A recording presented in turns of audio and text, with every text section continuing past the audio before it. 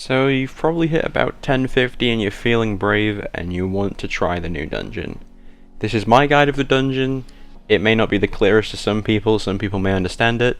I'm going to break down every encounter in the best way I can, so I hope you understand, and I hope you enjoy, guys. Peace out.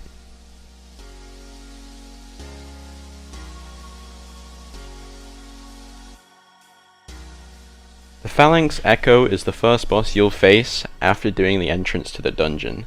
The entrance to the dungeon really only teaches you that killing knights in the shade or in the light gives you a different type of moat. That mechanic is really important for this first encounter of the dungeon. Every time you kill a knight, you will get 3 moats, no matter if it's light or dark. To get dark moats, you need to make sure you stood in a darkness area or in the shade. You'll know this by the darkness creeping up the bottom of your screen. If you stood in the light, you'll see a lighter shade crawling up the bottom of your screen. Essentially, every 2 knights you kill, you'll have enough to cleanse 1 plate of either light or dark. You'll want to pick up 5 moats of the same type to be able to slam. In this arena, for your first damage phase, you'll see on screen now, there is 2 dark pillars and 2 light pillars. You just go up to them and press R2 once you have 5 moats of either one type. You want to make sure you're safe and that there aren't any knights around when you go to slam, because they hurt, especially if you're underleveled. As for which moats are easier to get enough of to slam, the dark ones are definitely easier in this arena, as to get the light you pretty much have to be stood in the middle where all the fire is drawn to. So I'd recommend getting your dark moats out the way first, and then moving on to the light once your team's ready. You might want to weaken the knights, and then have someone jump into the middle and shoot them with a mountaintop, just so you can one-tap them and not have to risk too much time being stood in the middle of the map. Once you've rinsed and repeated that for 2 light slams and 2 dark slams, damage phase starts. Damage phase on this boss has no mechanics, it is literally just burn the boss as fast as you can, and if you don't, the whole encounter is a rinse and repeat. The boss isn't too difficult to damage. What you want to watch out for is the goblins that spawn periodically. Once a goblin spawns, it can shield the boss and stop everyone on your team from being able to damage him. And that's really all there is to this encounter. A few tips I'd give you is to always stay behind the cover. That may seem obvious, but sometimes you can find yourself at an angle where one of the 4 spawned knights can actually hit you. And if you get hit by that fire, no matter what level you are, that's gonna hurt. So you want to be able to stay in cover and communicate with your team. Who's picking up the moats? Who's gonna go slam? And who's gonna pretty much stay alive if someone else dies? Like, who's gonna anchor the thing so no one's wiping?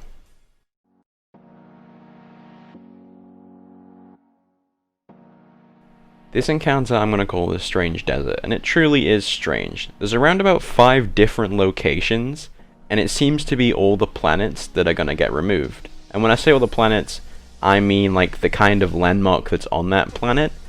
For example, you can find the Clovis Bray sign and where Anna Bray stands on Mars. You can also find one of the bones from the surface of Io. And there's also the portal to the Infinite Forest just lying buried in the desert. The only mechanic that there is in this encounter is going between all the different areas and shooting some taken blights. Every time you've broken the blight to whatever location they're at, just jump into the little Toland thing, and it'll tell you where to go next. Well, I say tell you, but it's very vague. You just have to find out where the blights are, and tell your team to come over to you. That's really all there is to this encounter. Once you're finished, it'll say the way is open in the bottom left, and you'll make your way to one of the 4 sides of this seemingly square room.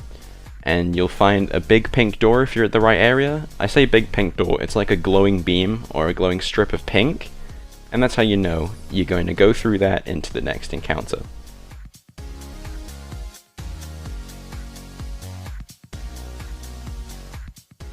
This encounter I'm going to call the Weird Room. Essentially, if you're at the right level, it's not too difficult.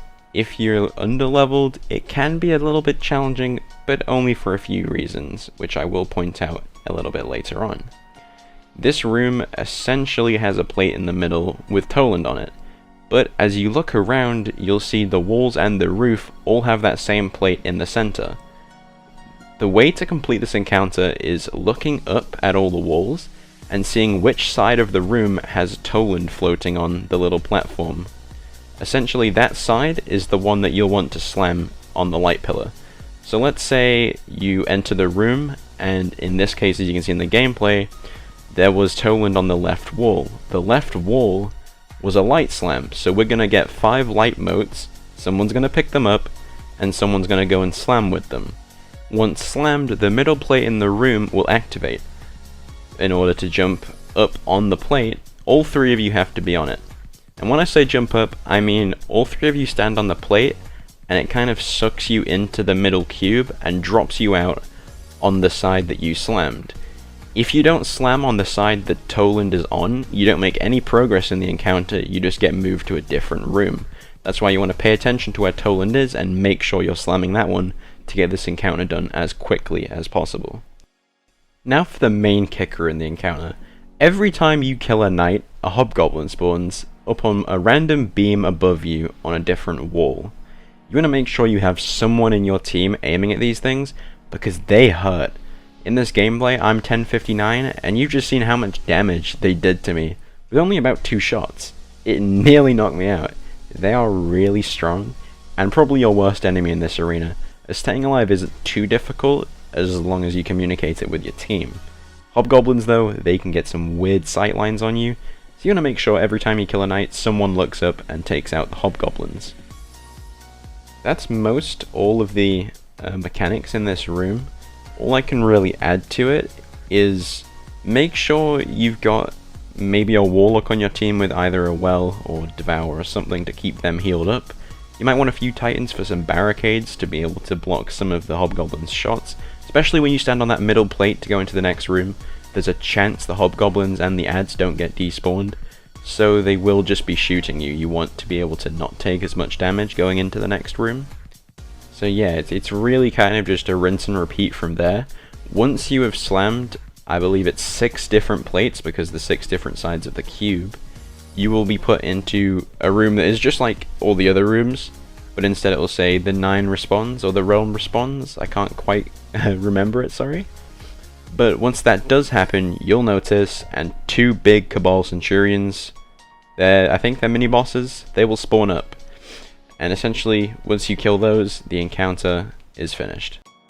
Essentially, after you finish the encounter, to exit the room and go towards the next encounter, what you want to do is find that purple doorway that you came through. It will be in a different place every time for everyone, but you just want to climb around the room and find it. As you can see, this is what it'll look like when you find it. And you just head through and it'll take you back to the strange desert.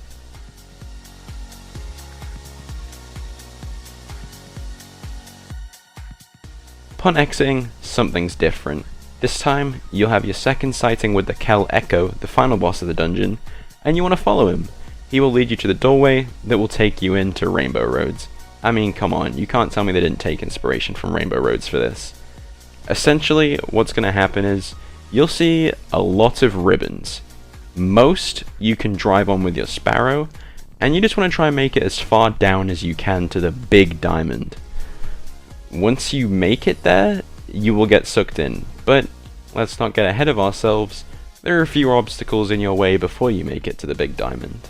Yes, you can drive your Sparrow, but there are snipers hidden pretty much around every corner, and I'm pretty sure they two-shot you off your Sparrow, so you can stop if you want and be safe and kill them, or you can just keep driving and try and make it as far down as possible.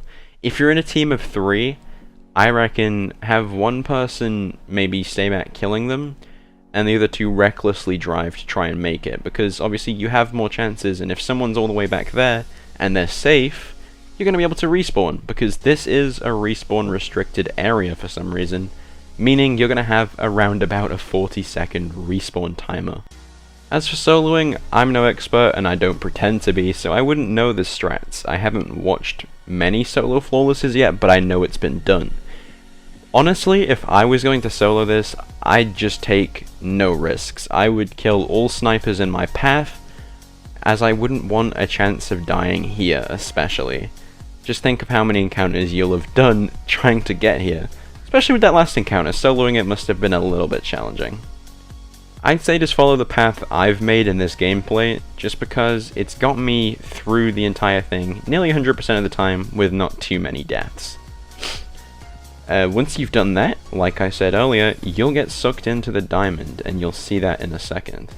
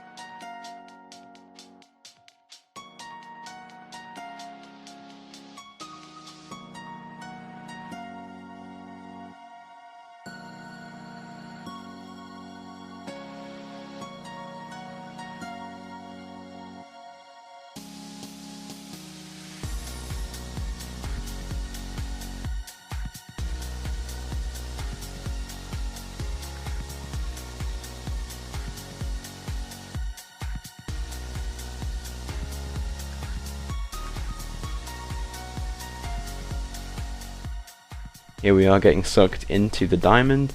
This is where you will face your final challenge of the dungeon. This is Keleko, and this is the final boss.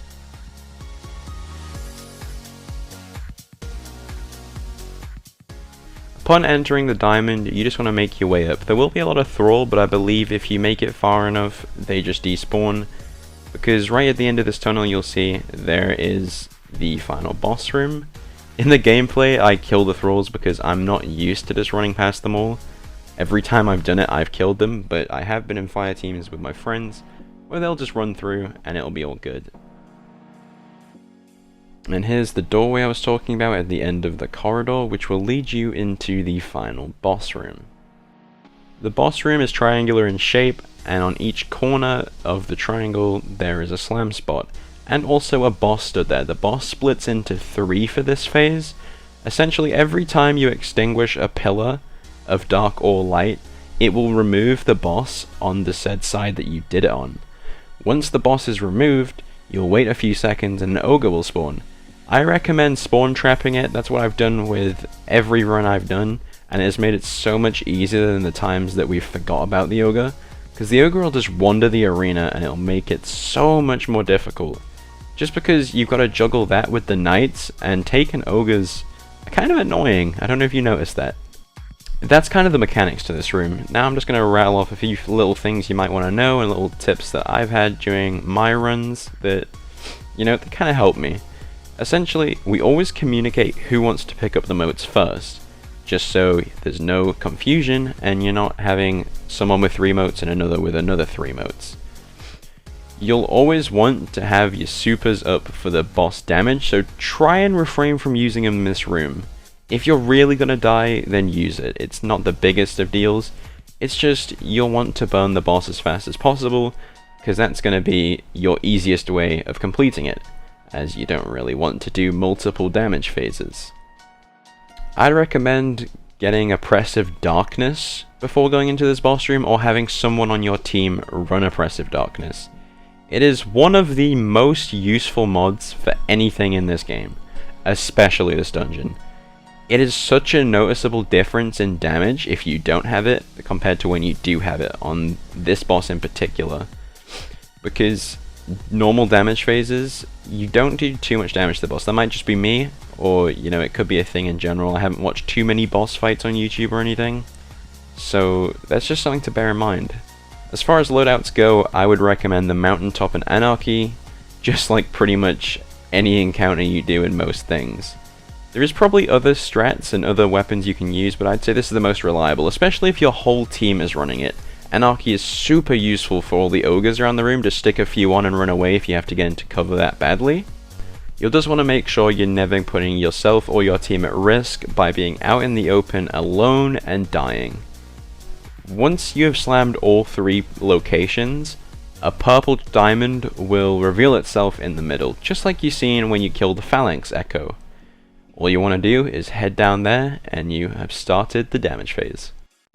Another thing I should probably mention is, as soon as your person slams that last plate, all get on that middle diamond. It doesn't matter about the ads, unless you need ammo.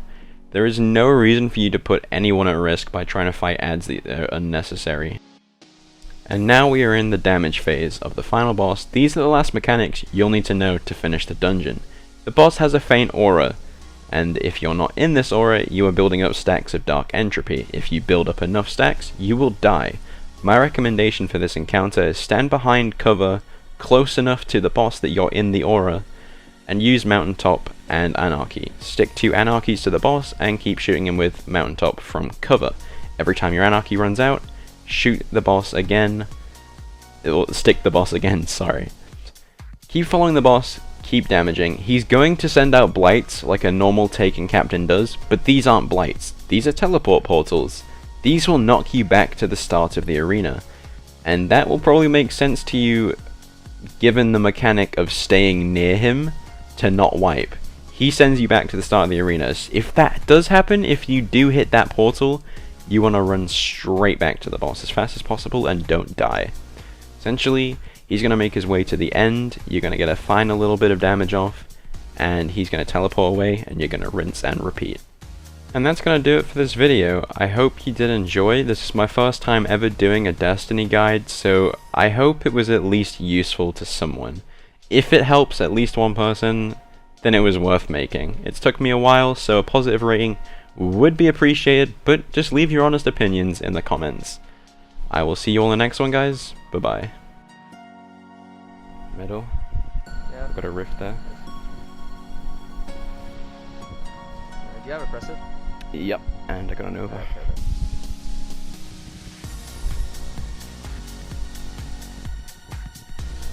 Alright. Nice, dude. Nice. First tried it as well.